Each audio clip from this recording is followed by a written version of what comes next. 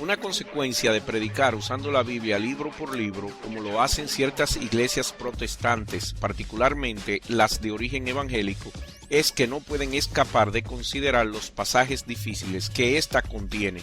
Y así que algunos domingos estas iglesias deben considerar pasajes tales como los descritos en el libro de Josué, capítulo 8 al 12, en particular la parte que se ocupa de la matanza de los cananeos.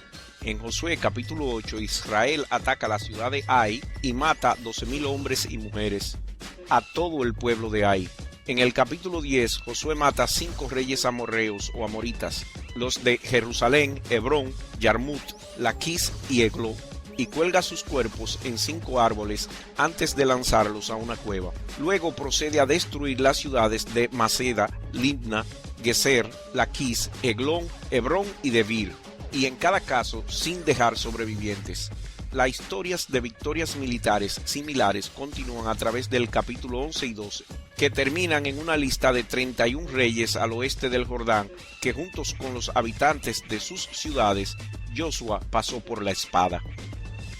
Al resumir estas batallas dentro de estos capítulos, no dejan duda alguna que fue Dios mismo quien ordenó tales matanzas y destrucciones.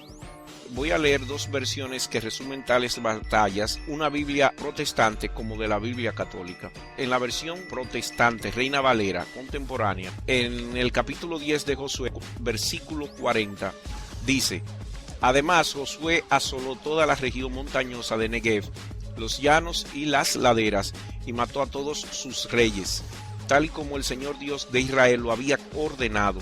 No dejó nada con vida. En la versión de la Biblia católica, Dios habla hoy, Josué capítulo 10 versículo 40 dice: Así pues, Josué conquistó toda la región, derrotó los reyes de las montañas del Negev, de los llanos y de las cuestas, lo destruyó todo y los mató a todos. No quedó nada, ni dejó vivo a nadie, tal y como el Señor, el Dios de Israel, se lo había ordenado. Así que la inevitable conclusión es que la Biblia enseña que estas ciudades fueron exterminadas sin dejar sobrevivientes y que fue Dios mismo quien ordenó tales hechos. Muchas personas dicen que nunca podrían creer ni adorar a un Dios que ordena este tipo de atrocidades. Richard Dawkins, en su libro El espejismo de Dios, describe al Dios del Antiguo Testamento como un maniático de control, limpiador étnico y matón malévolo y abusador. Pero no son solo los ateos que rechazan estos pasajes. Steve Chalk, un comentarista cristiano norteamericano de mucha fama, en un artículo publicado en la revista Cristiandad, cita estos incidentes como unas de las razones por las que ya no cree que la Biblia es la palabra de Dios, aunque él sigue siendo cristiano. ¿Cómo explican los evangélicos que creen que la Biblia es literalmente inspirada por Dios estos pasajes bíblicos? Bueno, a los evangélicos se les recuerda en los días de culto que van a tratar las historias de Cananea de un error que deben evitar y 3 características de Dios que deben entender. El primer error que les dicen a sus feligreses que eviten es el de asumir que los cananitas eran inocentes o neutrales. Estos no eran inocentes ni neutrales. Y las características de Dios es que las costumbres detestables de los cananeitas eran algo que Dios no iba a perdonar, ni siquiera su idolatría.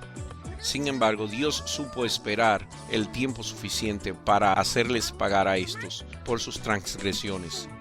Y entonces se convierte en una buena cualidad de Dios que en su misericordia pudo esperar el tiempo suficiente a ver si estos cananitas se dieran cuenta de la forma errónea en que vivían y cambiaban. No lo hicieron y entonces la misericordia de Dios se acabó y estos fueron castigados.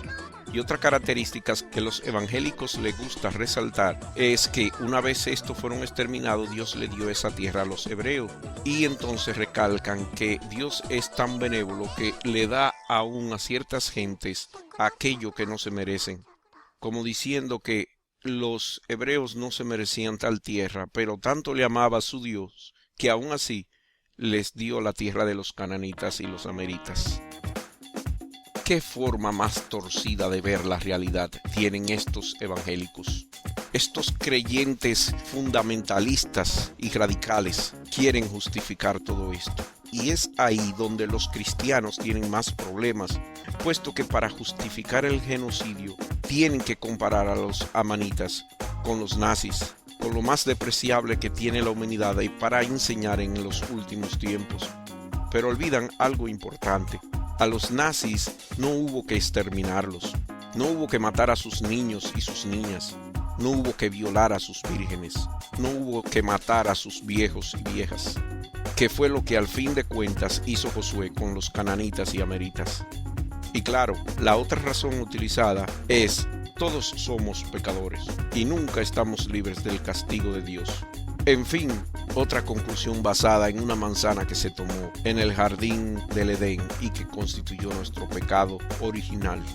No voy a analizar mucho esta apreciación, pero realmente es la que más risa me da. Una de las justificaciones más deleznables de todas las que he visto es aquella propuesta por el apologista cristiano William Lane Craig, que aparece en este website que le presento. Esta justificación es muy parecida a otras que hemos visto, pero tiene una parte que es mucho más horrible que las demás. La primera parte indica de que los cananeos no eran gente buena y por lo tanto se merecían la muerte que recibieron. Además, dice que Dios esperó por más de 400 años para entregarle su terrible juicio. Sobre los niños, y esta es la parte más perturbadora, el señor William Lane Craig dice que en realidad estos niños no fueron afectados, sino que fueron premiados con la inmensa benevolencia de su Señor Dios, puesto que al quitarles la vida, les dio como premio el cielo eterno. Por lo tanto, estos niños, estos infantes inocentes, al ser asesinados, fueron objeto de un premio.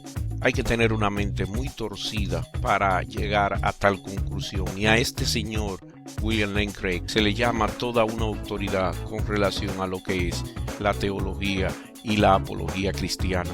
Si esta es su mejor representación, qué pena les tengo para el futuro a aquellos que creen en estas palabras. En fin, la conclusión es que estos pueblos se merecían, entre comillas, tales exterminaciones, aunque nunca dan explicación estos evangélicos por los niños. A este tema escabroso lo ignoran y nunca lo mencionan, pues es ese el que nunca, por más que traten, tienen justificación o excusa. Gracias por su atención.